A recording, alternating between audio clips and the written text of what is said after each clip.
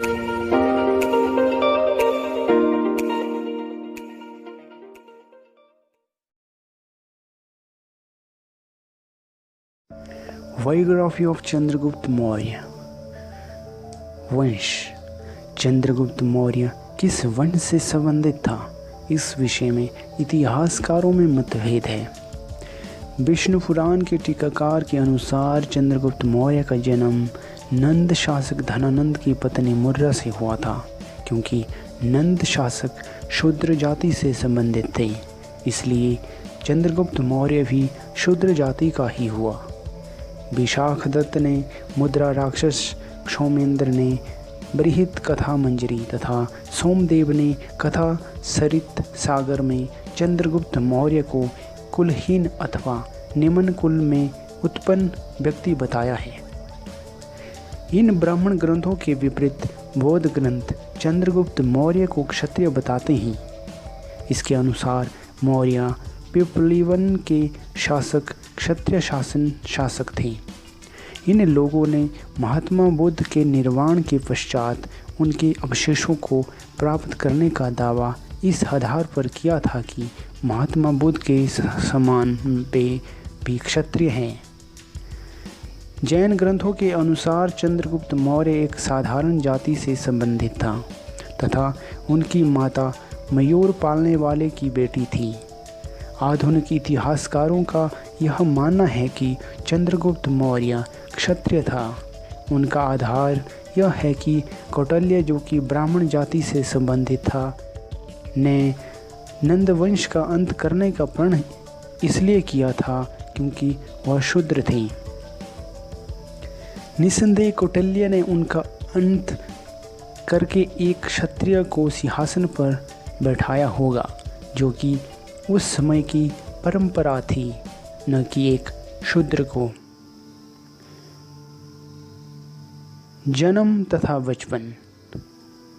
चंद्रगुप्त का पिता, जिसका नाम ज्ञात नहीं है, एक अन्य शासक के साथ लड़ता हुआ मारा गया था।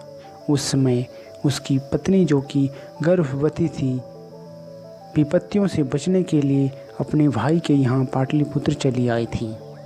यहाँ उसने 345 ईस्वी पूर्व एक बालक को जन्म दिया, जिसका नाम चंद्रगुप्त रखा गया। चंद्रगुप्त को सेंड्रोकोपटस, चंद्रसिरी तथा प्रियदर्शन नामक नामों से भी जाना जाता था। बालक की रक्षा हेतु उसे एक गवाले को दे दिया गया। बाद में इस गवाले ने चंद्रगुप्त को एक शिकारी के हाथों बेच दिया। चंद्रगुप्त की कौटिल्य से भेंट। कौटिल्य अथवा चाणक्य तक्षशिला के एक ब्राह्मण का पुत्र था। उसने बचपन में ही वेद शास्त्रों का अध्ययन किया हुआ था। एक बार वह तक्षशिला से पाटलिपुत्र गया। वहाँ के ब्राह्मण उसकी विद्वता से बड़े प्रभावित हुए, अतः उन्होंने उसे दानशाला विभाग का अध्यक्ष नियुक्त कर दिया। जब नंद शासक से कौटिल्य की भेंट हुई तो वह इस कुरूप व्यक्ति को देखकर क्रोधित हो उठा तथा उसे दरबार से निकलवा दिया। कौटिल्य इस अपमान को सहन करने वाला नहीं था, अतः उसने नंद वंश का नामो निशान मिटाने का प्रण किया। इसके पश्चात कौटिल्य वापस तक्षशिला आ गया। यहाँ एक बार कौटिल्य की दृष्टि चंद्रगुप्त पर पड़ी, जो कि अन्य बच्चों के साथ मिलकर राजसी खेल खेल रहा था। वह चंद्रगुप्त की प्रतिभा से बहुत प्रभावित हुआ, अतः कौटिल्य ने चंद्रगुप्त को उसके शिकारी पिता से 1000 पर्ण देकर खरीद लिया। इसके पश्चात कौटिल्य चंद्रगुप्त को तक्षशिला ले आया। यहाँ उसने चंद्रगुप्त को 7 से 8 वर्षों तक युद्ध कला तथा शासन कला का प्रशिक्षण दिया। चंद्रगुप्त ने इन कलाओं में निपुणता प्राप्त कर ली। एक अन्य विचारानुसार चंद्रगुप्त ने अपना बचपन तक्षशिला में नहीं अपितु पाटलिपुत्र में व्यतीत किया था। युवा होने पर उसने नंद दरबार में नौकरी कर ली। अपनी योग्यता के फलस्वरूप वह शीघ्र ही एक उच्च सैनिक पद पर पहुंच गया।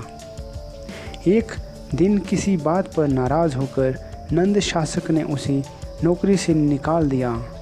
वह स्थान स्थान पर घूमता तक्षशिला पहुंचा। यहाँ पर उसकी भेंट कौटिल्य से हुई।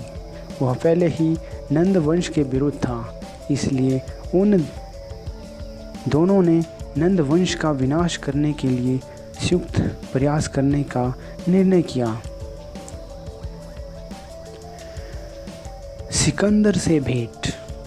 326 ईसा पूर्व यूनानी शासक सिकंदर ने भारत के उत्तर पश्चिम भागों पर आक्रमण कर दिया था तथा अनेक राज्यों पर सुगमता से अधिकार कर लिया था। उसकी सफलताओं से प्रभावित होकर चंद्रगुप्त मौर्य तथा कौटिल्य ने नंद शासक धनानंद के विरुद्ध उससे सहायता लेने का निश्चय किया। अतः चंद्रगुप्त मौर्य ने सिकंदर से भेंट कर उसे मगध पर आक्रमण करने का परामर्श दिया। सिकंदर चंद्रगुप्त मौर्य के अहंकारी व्यवहार के कारण क्रोधित हो उठा तथा उसने चंद्रगुप्त मौर्य का वध करने की आज्ञा दी, किंतु वह किसी प्रकार से वहां से बच निकलने में सफल हो गया। Doctor R.K. मुखर्जी का यह कथन पूर्णतः ठीक है कि चंद्रगुप्त का जीवन, जो कि मौर्य वंश का संस्थापक था, प्राचीन भारत के इतिहास का प्रकाश स्तंभ था, क्योंकि उसे देश को यूनानी दासता से मुक्त करवाने तथा भारत के अधिकांश भाग को एक झंडे के अधीन इकट्ठे करने का श्रेय प्राप्त है। यह एक महान सफलता थी, विशेषतः तौर पर जब हम यह स्मरण करते हैं कि चंद्रगुप्त ने कोई सिंहासन प्राप्त नहीं किया था, अपितु वह एक साधारण परिवार में जन्मा था। चंद्रगुप्त की महानता निस्संदेह इतिहास का एक रोमांच है। तो दोस्तों, कैसे लगी हमारी वीडियो हमें ज़रूर बताएं। वीडियो को लाइक करें, शेयर करें और हमारे चैनल क्यूरियोसिटी नॉलेज को सब्सक्राइब करें।